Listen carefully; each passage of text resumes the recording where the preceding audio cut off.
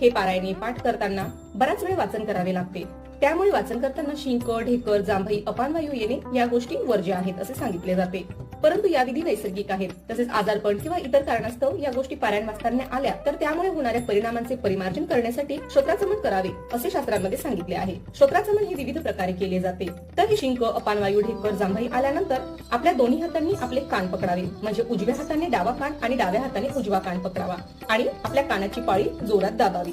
तसेच श्रोत्राचमन करण्याची अजून एक पद्धत सांगितली जाते, ती म्हणजे आपला उजवा हात उजव्या कानावर 2-3 सेकंदासाठी ठेवावा, थोडासा दाब द्यावा. अशा पद्धतीने श्रोत्राचमन केले तरी सुद्धा चालते. ही केवळ एक धार्मिक विधी नसून त्यामागे वैज्ञानिक कारण आहे. बऱ्याच वेळ वाचन केल्यामुळे आपल्या शरीरात एक शिथिलता आलेली असते, शरीर निष्क्रिय झालेले असते. अशा वेळी आपल्याला झोप येण्याची शक्यता असते. त्यामुळे कान दाबल्याने आपले ॲक्युपंक्चर पॉइंट कार्यान्वित होतात. त्यामुळे आपल्यात ऊर्जा निर्माण होते, आपल्याला तरतरी येते, कंटाळा, थकवा नाहीसा होतो, आपण सक्रिय होतो.